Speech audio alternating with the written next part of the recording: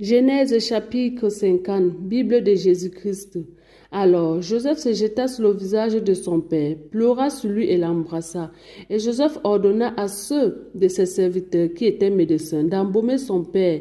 Et les médecins l'embaumèrent Israël. Cela dura 40 jours pleins, car c'était la coutume d'embaumer les corps pendant 40 jours. Et les Égyptiens le pleuraient 70 jours. Quand les jours du deuil furent passés, Joseph s'adressa aux gens de la maison de Pharaon et leur dit: Si j'ai trouvé grâce à vos yeux, rapportez, je vous prie, à Pharaon ce que je vous dis. Mon père m'a juré en disant: Voici, je vais mourir. Tu m'enterreras dans le sépulcre que je me suis acheté au pays de Canaan. Je voudrais donc y monter pour enterrer mon père, et je reviendrai. Et Pharaon répondit: Monte et enterre ton père, comme il t'a fait jurer. Alors Joseph monta pour enterrer son père, et les serviteurs de Pharaon, les anciens de la maison de Pharaon, et tous les anciens du pays d'Égypte montaient avec lui, et toute la maison de Joseph, et ses frères et la maison de son père y montaient aussi, naissant seulement leur famille et leurs troupeaux et leurs bœufs dans la région de Goshen. Il y avait encore encore avec Joseph des chars et des cavaliers, en sorte que le camp était très nombreux. Arrivé à l'aire d'Attaque, qui est au-dessus du Jourdain, il fit entendre des grandes et profondes lamentations. Et Joseph fit, en l'honneur de son père, un deuil de 7 jours.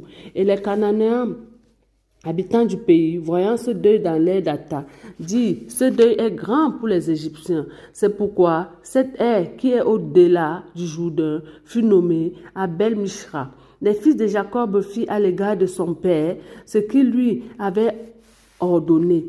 Il le transporta au pays de Canaan et l'enterra dans la caverne du champ de Macpéla, qu'Abraham avait acheté d'Ephron le Héthien comme propriété sépulcrale, et qu'il est vis-à-vis de Mamré. Et après que Joseph eut enseveli son père, il retourna en Égypte avec ses frères et tous ceux qui étaient montés avec lui pour ensevelir son père.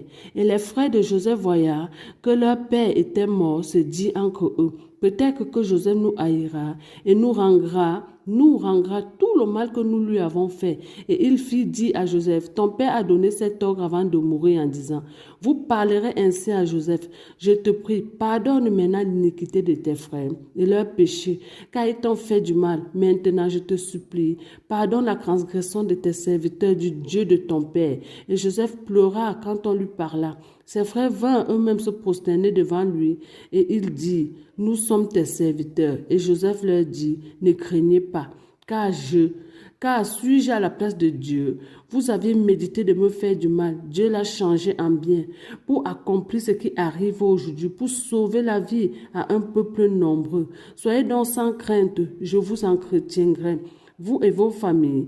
Et il les consola en parlant à leur cœur. Joseph demeura donc en Égypte, lui et la maison de son père, et vécut 110 ans. Et Joseph vit les fils d'Éphraïm jusqu'à la 3e génération. Maki aussi, fils de Manassé, eut des fils qui furent élevés sur les genoux de Joseph. Et Joseph dit à ses frères: Je vais mourir, mais Dieu vous visitera. Il vous visitera et il vous fera remonter de ce pays-ci jusqu'à dans le pays qu'il a juré de donner à Abraham, Isaac et Jacob. Et Joseph fit jurer les enfants d'Israël et leur dit: Dieu vous visitera, il vous visitera, et alors vous transporterez mes os d'ici. Puis Joseph mourut, âgé de 110 ans. On l'embauma et on le mit dans le cercueil en Égypte.